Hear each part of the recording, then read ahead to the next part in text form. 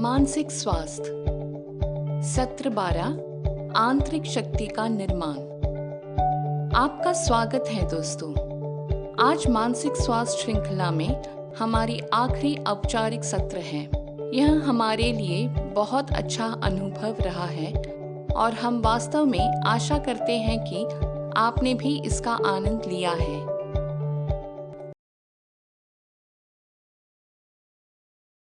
इस सत्र के अंत में आप निम्नलिखित समझने में सक्षम होंगे। अत्यधिक इच्छाओं को पहचानो। अत्यधिक इच्छाओं को जो मानसिक पीड़ा का कारण है को प्रबंधित करने के लिए जागरूकता और निवेदन क्षमता विकसित करना। मन को नियंत्रित करने के लिए सीखने से अधिक मानसिक कल्याण, खुशी और शांति का अनुभव होता है।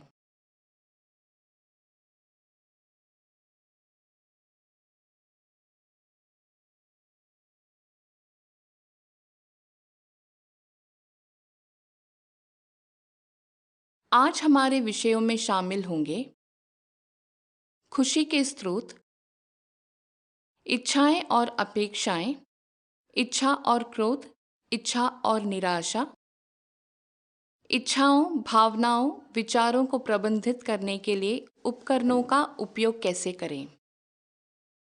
यहाँ आज हमारी बुद्धि उद्धरण है। हम इसे 2 स्लाइड्स पर साझा करेंगे। यह बहुत शक्तिशाली और महत्वपूर्ण है। ये रहा।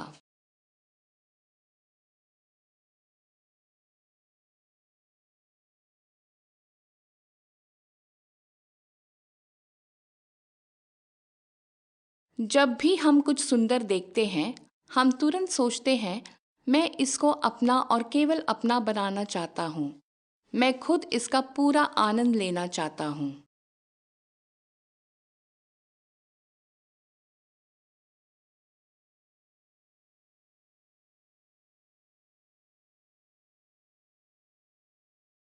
वास्तव में दूसरे लोगों को नियंत्रित करने से या बाहरी वस्तुओं पर अधिकार करने से नहीं, लेकिन अपने आप को नियंत्रित करने और अपने मन पर अधिकार स्थापित करने से ही हम अनंत खुशी, प्रसन्नता और स्वतंत्रता प्राप्त सकते हैं। आइए अगली स्लाइड पर पूरी बोली देखें।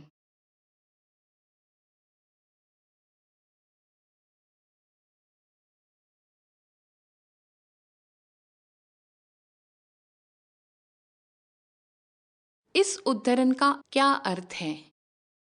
क्या कोई साझा करना चाहेंगे? अभी एक क्षण लें और अपने ट्रेनर के साथ इस उद्धरण के अर्थ पर चर्चा करें। वीडियो रोकें और चर्चा करें।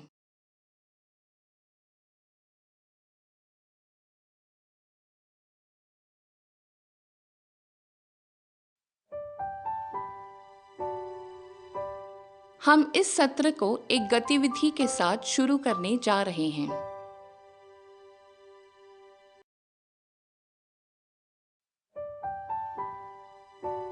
आप इस गतिविधि को व्यक्तिगत रूप से करेंगे और फिर समूह के साथ साझा करेंगे।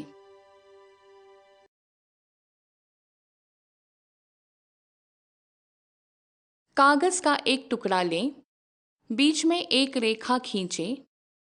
आपके पास 2 भाग हैं, एक ऊपरी आधा और एक निचला आधा।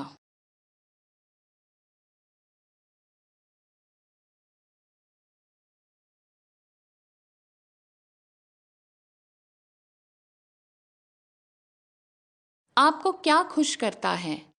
अपने पेपर के ऊपरी भाग पर उन चीज़ों की एक सूची बनाएं जो आपके लिए खुशी देती है।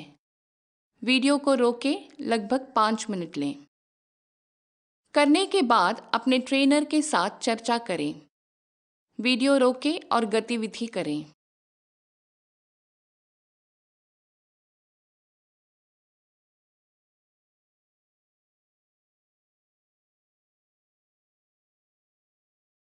अब अपने कागज के निचले हिस्से में लिखिए कि आपने जीवन में समग्र संतोष, शांति या भलाई की भावना का अनुभव करने में क्या मदद करता है। 5 मिनट का समय लें और फिर आपका ट्रेनर आपको समूह के साथ अपनी प्रतिक्रियाएं साझा करने के लिए आमंत्रित करेगा। वीडियो रोकें और गतिविधि करें।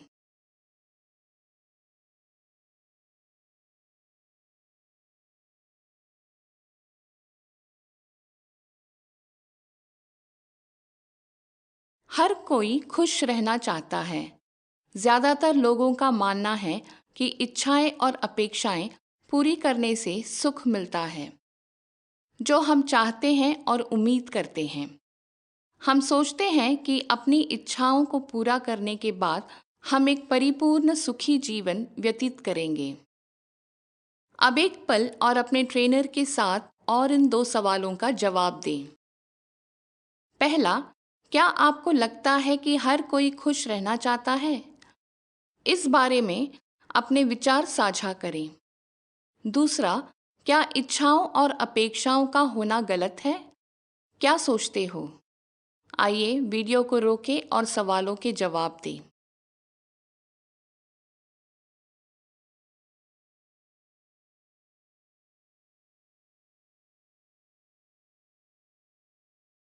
इच्छाएं बुरी या गलत नहीं हैं। वास्तव में कुछ इच्छाएं हमें अच्छे काम करने के लिए प्रेरित करती हैं। इच्छाएं हमें अपने जीवन की दिशा चुनने में मदद कर सकती हैं। आप सभी को काम करने की इच्छा थी और अब आप सीआरपीएफ के सैनिकों के रूप में अपने देश की सेवा करते हैं। इसलिए इच्छाएं हमें काम करने, योगदान देने के लिए प्रेरित कर सकती है। लेकिन यह उपयोगी है अगर हम वास्तव में सोचते हैं कि हम एक विशेष इच्छा क्यों चाहते हैं। हम इससे क्या उम्मीद कर रहे हैं? लालच या स्वार्थ से कुछ करना अच्छा नहीं है।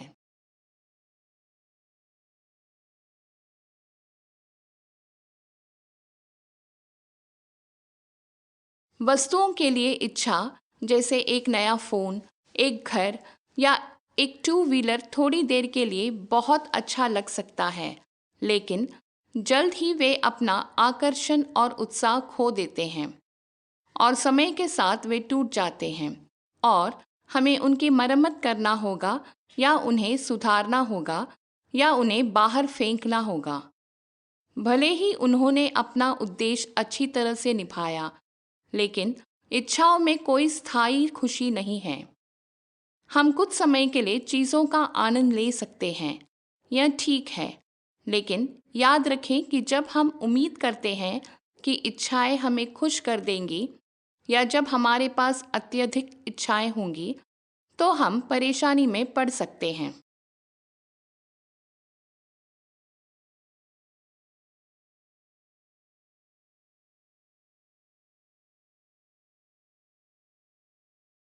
यदि हमारी इच्छाएं स्वार्थ की जगह से आ रही है, तो एक इच्छा दूसरे की ओर ले जाएगी और फिर दूसरी।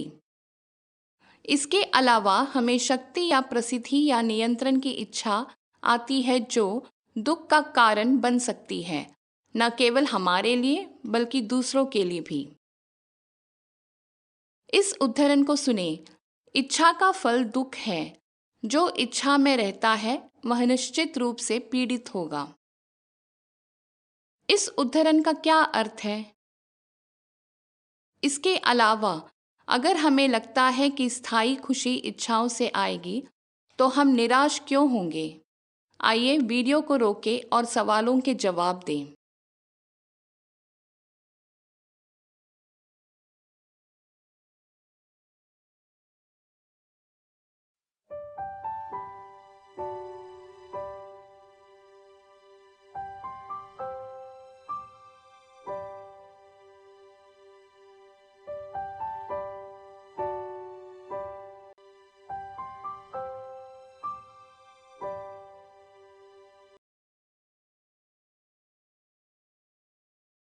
इस तरह की स्थिति में अब इच्छाओं द्वारा नियंत्रित हो रहे हैं और यह हमारे लिए बहुत बड़ा बोझ बन जाएगा।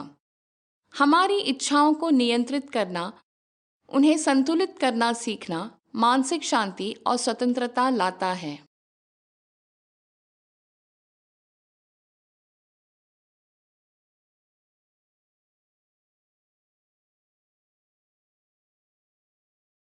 इसका मतलब यह नहीं है कि हम कभी कभार आइसक्रीम या हमारी सुबह की चाय नहीं पी सकती हैं। ठीक है, लेकिन जीवन में संतुलन बनाए रखें। इच्छाएं हो सकती है, हमारे पास धन हो सकता है, लेकिन ये उचित कार्य की नींव से उत्पन्न होने चाहिए। इसका मतलब है कि इस तरह से जीवन जीना जो सभी का समर्थन करता है, ऐसे तरीके से जीना जो खुद के लिए ही नहीं बल्कि दूसरों के लिए भी सहकारी और इच्छा हो।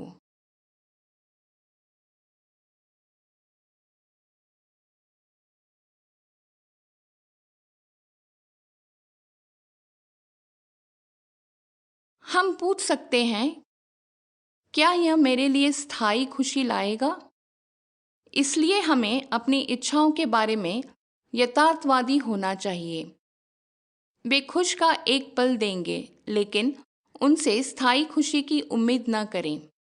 स्थायी खुशी के लिए हमें अपने मन को प्रबंधित करना सीखना चाहिए।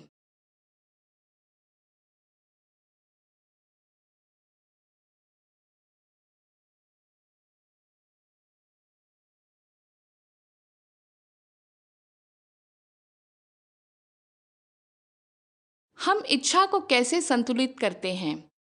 इच्छाओं को संतुलित करने में हमारी सहायता करने के लिए मनुष्य को एक विशेष उपहार दिया गया है। क्या आप अंदाज़ा लगा सकते हैं कि यह क्या है? और आपको कैसे लगता है कि हम इच्छाओं को संतुलित कर सकते हैं? वीडियो रोकें और चर्चा करें।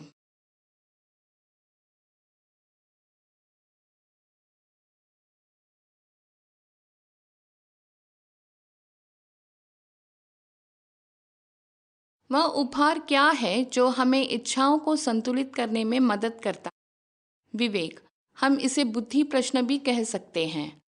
विवेक हमें अपनी इच्छाओं की जांच करने में मदद करता है। इसका क्या मतलब है? इसका मतलब है कि आप खुद से सवाल पूछ सकते हैं, क्या यह इच्छा मेरी ज़रूरत है या सिर्फ एक चाह है? क्या यह इच्छा दीर्घकाली खुशी लाएगा या सिर्फ क्षणिक खुशी? क्या यह इच्छा सकारात्मक तरीकों से मेरी और दूसरों की मदद करने जा रही है? क्या मैं स्वीकार कर सकता हूँ कि इच्छाएं केवल अस्थायी हैं और किसी भी समय गायब हो सकती हैं? ये प्रश्न हमारी इच्छाओं को संतुलित करने में हमारी मदद करने के लिए हमारे विवेक का उपयोग कर रहे हैं। वे हमें यह समझने में मदद करते हैं कि दुनिया में चीज़ें केवल अस्थायी खुशी देती है और अत्यधिक होने पर वे दुख भी लाते हैं।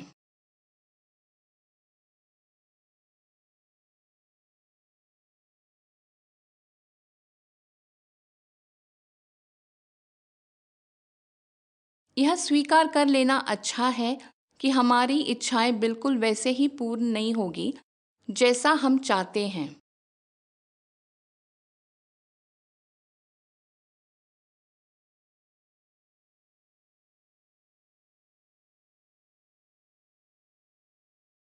आगे बढ़ते हैं।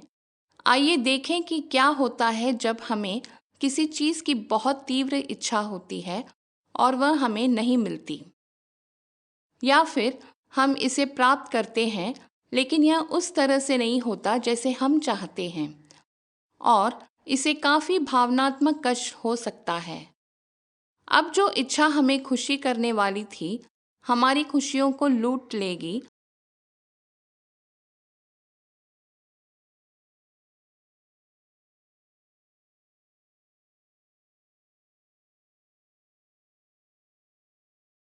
यह किसी को भी कहीं भी हो सकता है। आइए देखें कि यह प्रक्रिया कैसे होती है।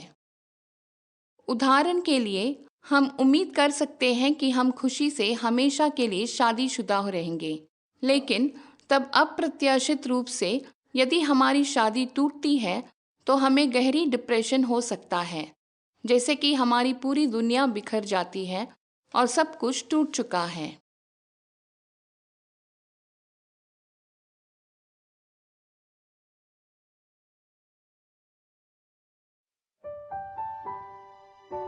यदि हम अपनी इच्छाओं के प्रति सजग नहीं हैं, तो वे हमें नियंत्रित करेंगे और बहुत भावनात्मक पीड़ा देंगे। आज उम्मीदों और अपनी इच्छाओं को देखने के लिए हम जागरूकता का उपयोग करेंगे।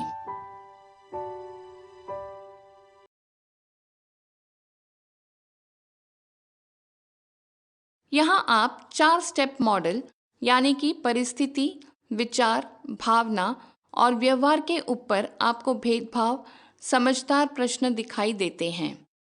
यह भेदभाव दिमाग का मार्गदर्शन कर रहा है, जांच रहा है कि कौन सी इच्छाएं ठीक है और कौन सी हमारे लिए अच्छी नहीं है। तो फिर हमारा जीवन अधिक सकारात्मक, पूर्ण और खुशहाल होगा, जैसे कि खुश चेहरे में देखते हैं। और यह आगे की स्थितियों को बढ़ावा देगा जो सकारात्मक है। वीडियो रोकें और डायग्राम को देखें।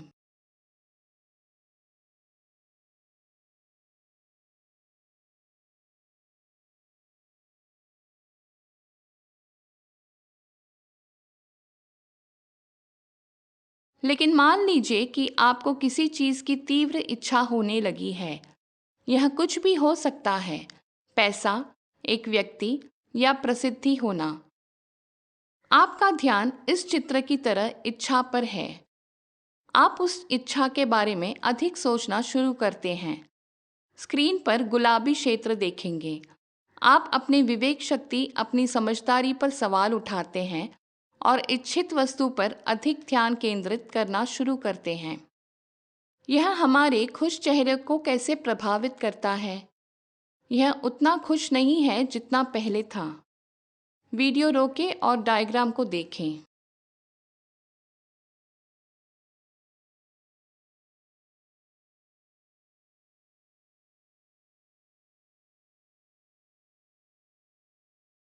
कुछ समय बाद आप हर समय उस इच्छित वस्तु के बारे में सोचना शुरू करते हैं।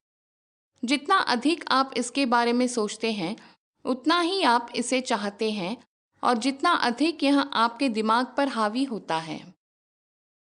इच्छा जितनी मजबूत होती है, आप मानसिक रूप से उतने ही कमज़ोर हो जाते हैं। आप विश्वास करना शुरू करते हैं कि आपके पास यह होना चाहिए। आप इससे अत्यधिक जुड़े हुए हैं। आप जुनूनी हो सकते हैं, अपने इच्छाओं का गुलाम बनकर अपने विचारों पे नियंत्रण खो देते हो। और आपको खुश चेहरे का क्या हो रहा है? आपका चेहरा यह अब इतना खुश नहीं है। वीडियो रोकें और डायग्राम को देखें।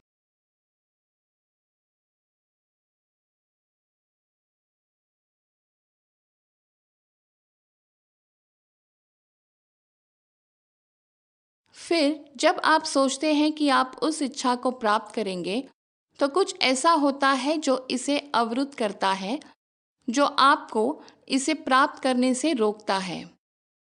हो सकता है किसी और को वही मिले जो आप चाहते थे। तुम्हारी इच्छा अब कुंठित हो गई है। आप इसे सहन नहीं कर सकते। आपका मन स्पष्ट नहीं है। आप उत्तेजित, बेचैन, परेशान, चिंता महसूस करते हैं। वीडियो रोकें और डायग्राम को देखें।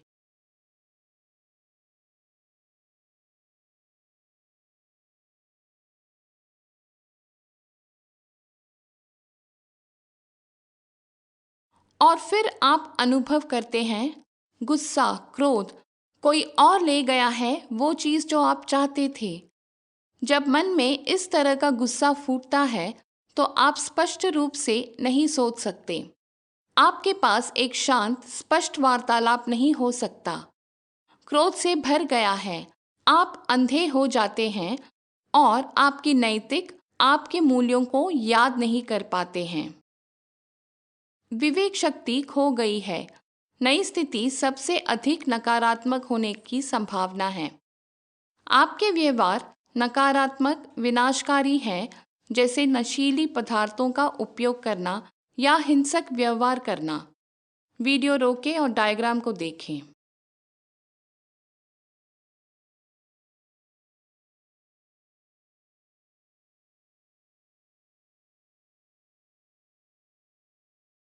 आप तर्क संगत रूप से नहीं सोच पाते हैं। असंभव है।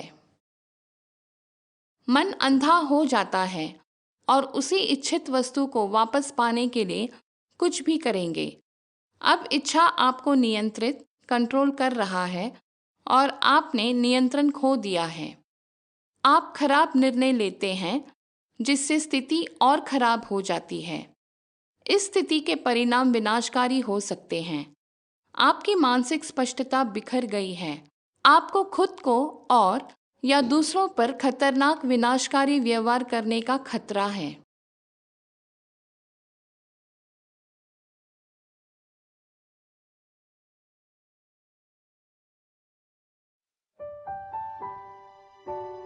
ठीक है, इस विषय इच्छा और विवेक शक्ति बुद्धि प्रश्न के बारे में एक गतिविधि करने की कोशिश करते हैं। हम किसी भी स्थिति का उपयोग कर सकते हैं जिसमें एक व्यक्ति की बहुत तीव्र इच्छा होती है। यहाँ कुछ उदाहरण दिए गए हैं जिनका आप उपयोग कर सकते हैं।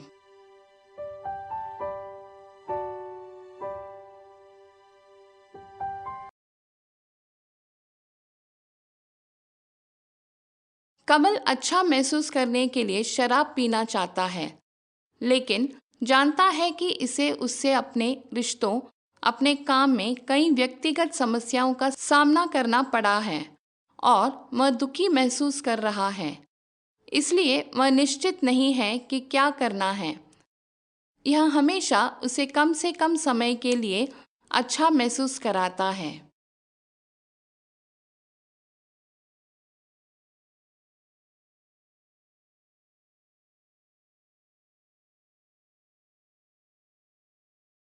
दूसरी स्थिति यह है, आकाश को अपने सपनों की लड़की से शादी करने की तीव्र इच्छा होती है, जबकि वह उसे बहुत अच्छी तरह से नहीं जानता है।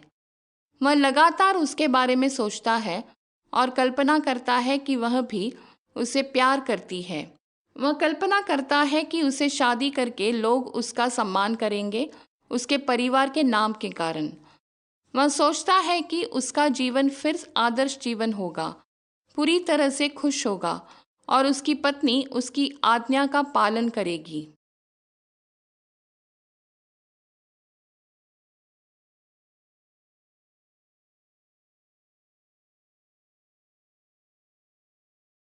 या आप तीव्र इच्छा वाले किसी व्यक्ति के बारे में अपनी कहानी या स्थिति भी बना सकते हैं। बुद्धि प्रश्न विवेक शक्ति का उपयोग करें जिसका हमने अभी उल्लेख किया है।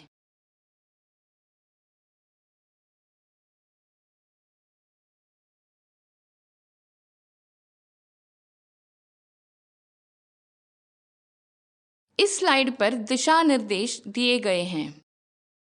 2 से 3 के समूह में काम करते हैं। ऐसी परिस्थिति चुनें जिसमें तीव्र इच्छा शामिल हो, अपनी या उदाहरणों से।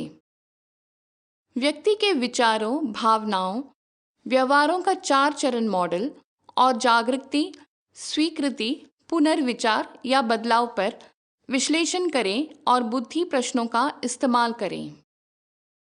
अगली स्लाइड में इच्छाओं के बारे में सवाल पूछें। पोस्टर या रोल प्ले अपनी स्थिति या किसी भी तरीके के बारे में सोचें। यह दिखाए कि व्यक्ति बिना किसी विवेक शक्ति के कैसे इच्छाओं में उलझ जाता है। या फिर ऐसी परिस्थिति खड़ी कीजिए जहाँ की व्यक्ति अपनी विवेक शक्ति से, जागृति से और बुद्धि प्रश्न करे के इच्छाओं की जाल से बाहर निकलता है, खुशहाल जिंदगी की तरफ। अगली स्लाइड पर आपके पास गतिविधि के साथ मदद करने के लिए प्रश्नों की एक सूची होगी।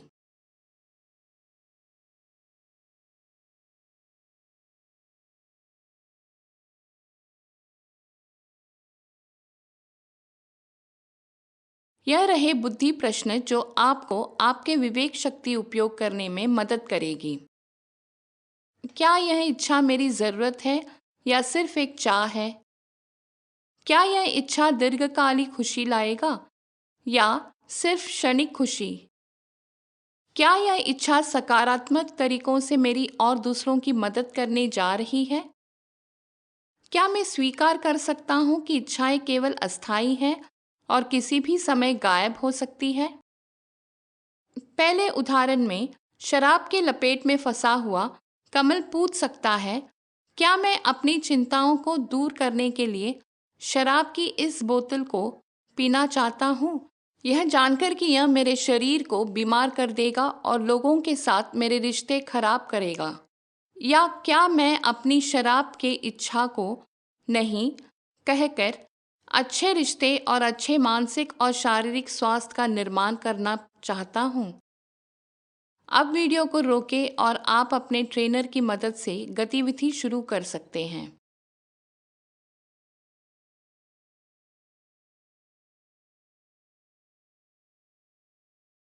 क्या आप एक छोटा ब्रेक पसंद करेंगे?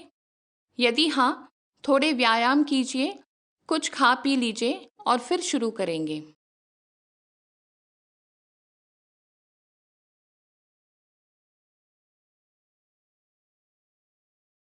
यहाँ एक सच्ची कहानी है।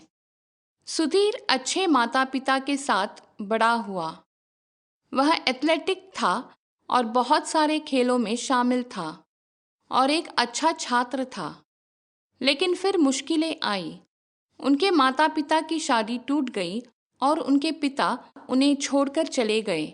तब सुधीर के प्रिय शिक्षकों में से एक ने अपनी जान ले ली। सुधीर उदास हो गया।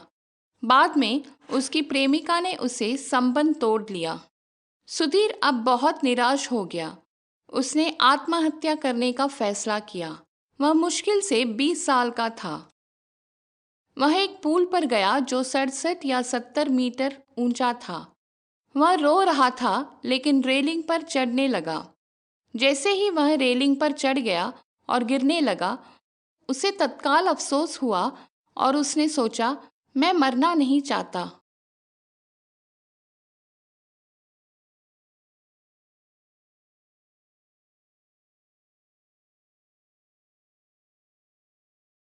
किसी तरह सुधीर ने अपने आप को मोड़ लिया और पानी में पैर पहले गिरा।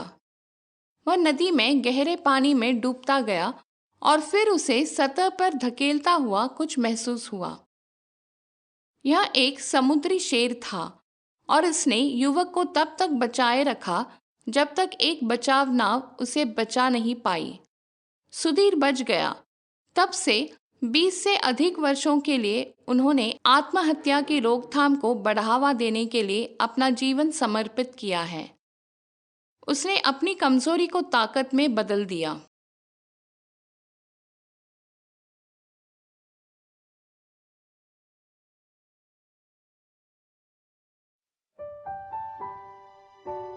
यहाँ विराम दें। आइए एक गतिविधि में इस सब के बारे में सोचने के लिए कुछ समय निकालें। आप सुधीर के बारे में इन सवालों के छोटे समूह में चर्चा कर सकते हैं।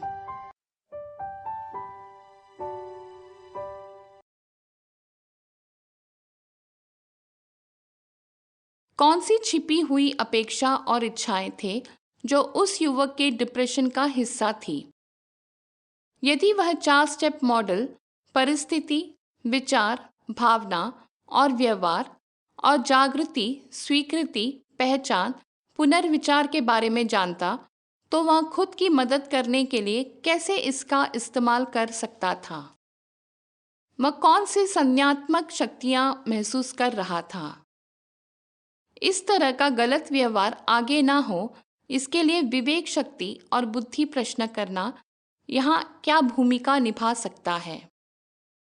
विवेक शक्ति और बुद्धि प्रश्न कैसे आपको अपनी इच्छाओं से बेकाबू होने के बजाय अधिक संतुलित रखने में मदद करता है? अब वीडियो को रोक दें और आप अपने समूह और ट्रेनर से प्रश्नों पर चर्चा कर सकते हैं।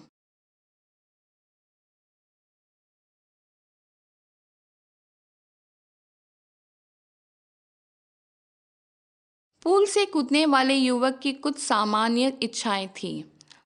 वे क्या थे? उन्हें उम्मीद थी कि उनके माता पिता साथ रहेंगे। वह चाहता था कि उसकी प्रेमिका उसके साथ रहे। उनके शिक्षक जिनकी मृत्यु हुई से अपेक्षा थी कि वह हमेशा उनके लिए एक सहारा बने रहेगा। भले ही ये ऐसी सामान्य चीज़ों की अपेक्षा करें, लेकिन यही चीज़ें हैं जिनसे हमें दुख होता है, क्योंकि हम अपने आसपास की बाहरी स्थितियों को नियंत्रित नहीं कर पाते हैं। लेकिन हम अनुकूल करना सीख सकते हैं, इस पेड़ के तरह जो तूफान आने पर झुकता है।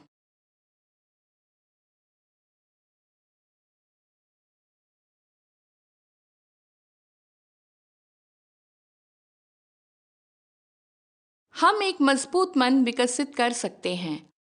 हम समझ सकते हैं कि इस दुनिया में हर दिन चीजें बदलती हैं। इसे हम जीवन का हिस्सा मानकर स्वीकार कर सकते हैं।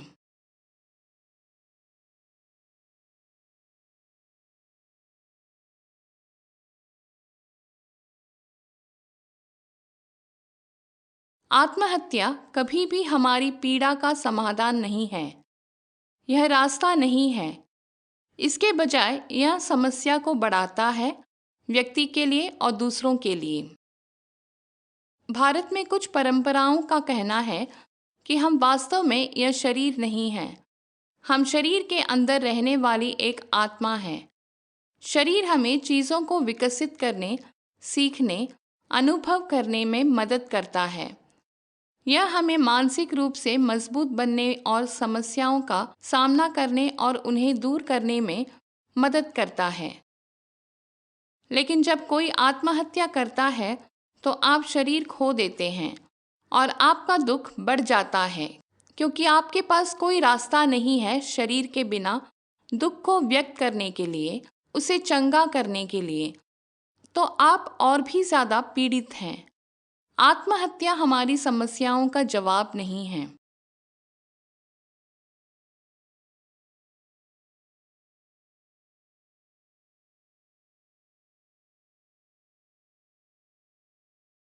हम आपको खुद से दो मजबूत वादे करने के लिए दृढ़ता से प्रोत्साहित करते हैं। पहले खुद से वादा करें कि आत्महत्या कभी भी एक विकल्प नहीं है। विचार के बारे में भी मत सोचो। इस विचार को अपने मन में प्रवेश करने की अनुमति भी नहीं देंगे। और अगर यह आपके दिमाग में है तो इसे तुरंत दूर करें, दृढ़ता से। यह एक प्रतिबद्धता बनाओ। दूसरा वादा है कि आप खुद पर कभी हार नहीं मानेंगे। हाँ, दिखते आएंगे। समस्याएं जीवन का एक हिस्सा है। अपने आप पर विश्वास और विश्वास के साथ बहादुरी से उनका सामना करना सीखें। अपने समूह में इन दो वादों पर चर्चा करने के लिए कुछ समय निकालें। एक दूसरे की सहायता करें। वीडियो रोकें और चर्चा करें।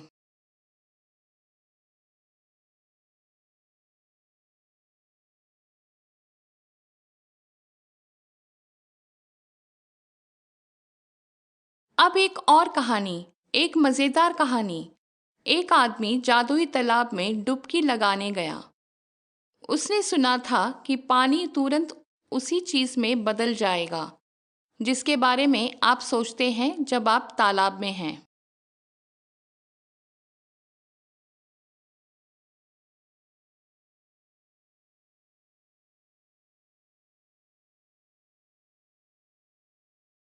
इसलिए आदमी ने सोने के बारे में सोचने का फैसला किया जब वह पानी में उतर जाएगा, क्योंकि वह अमीर बनना चाहता था। वह इच्छा और अपेक्षा से भरा था कि उसकी इच्छा सच हो जाएगी। उसने पानी में कदम रखा और जैसे ही वह सोने के बारे में सोचने वाला था, उसके सिर पर एक कौवे ने हक दिया। तो उसने तुरंत ही टट्टी के बारे में सोचा और आप अनुमान लगा सकते हैं और पानी किस चीज में बदल गया। कहानी से क्या शिक्षा मिलती है, इस बारे में साझा करने के लिए वीडियो रोकें और आप बताएं।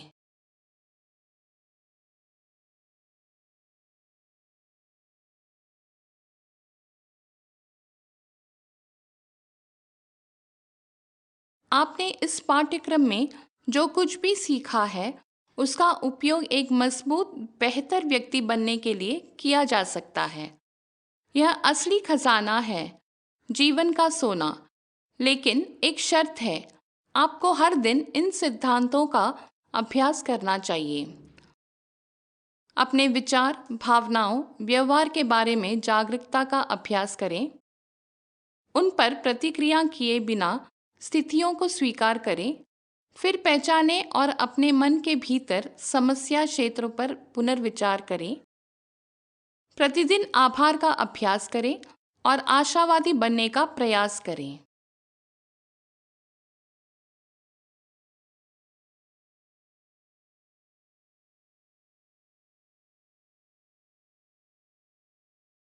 मन को सकारात्मक रखने के लिए दिन भर में से एक सकारात्मक वाक्यांश दोहराएं। अपनी इच्छाओं को सावधानीपूर्वक संतुलित करने के लिए अपने आप को विवेक में विकसित करें। करुणा के साथ दूसरों को सुनो और चीज़ों को दूसरे व्यक्ति के नज़रिए से देखने की कोशिश करें।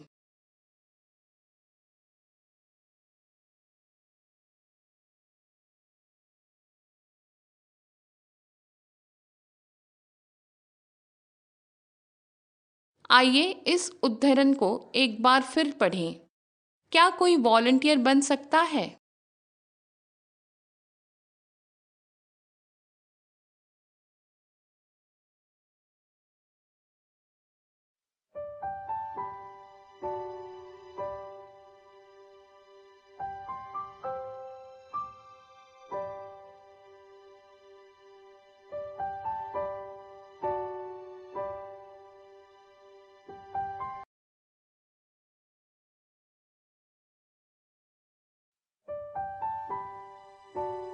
आज के सत्र से मुख्य टेकअवे क्या है?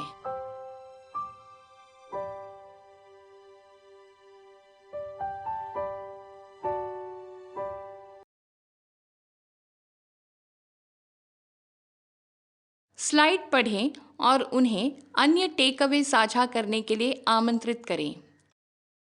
विवेक शक्ति और बुद्धि प्रश्न से हमें अपनी इच्छाओं को प्रबंधित करने में मदद मिलती है। अदम्य इच्छाओं गंभीर दुख का कारण बन सकती है। दूसरों को नियंत्रित करने के बजाय अपने स्वयं के मन को संतुलित करना और नियंत्रित करना सीखना खुश और मन की शांति का मार्ग है।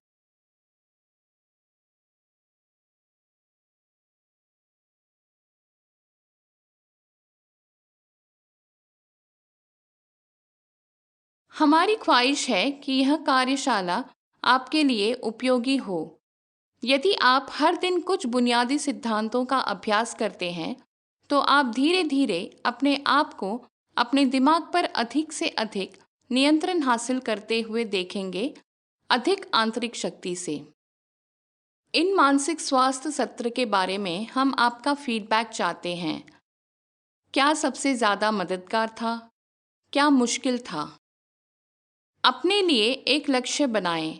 अपने दिमाग के साथ काम करने, इसे सकारात्मक रखने में मदद करने के लिए आप हर दिन किन सकारात्मक तरीकों का उपयोग करेंगे? क्या आप सहानुभूतिपूर्वक सुनने पे काम करेंगे या प्रतिदिन कृतज्ञता ध्यान का अभ्यास करेंगे? क्या आप जागरूकता और स्वीकृति के साथ मन की जांच करेंगे और किसी भी संज्ञानात्मक विकृतियों को पहचानने की कोशिश करेंगे? क्या आप प्रतिदिन सकारात्मक शब्दों को दोहराएंगे, जैसे साहस, आत्मविश्वास, शांति, शक्ति? आप चुनें। चलो उन सभी संभावित चीज़ों की एक सूची बनाएं जिन्हें आप चुन सकते हैं।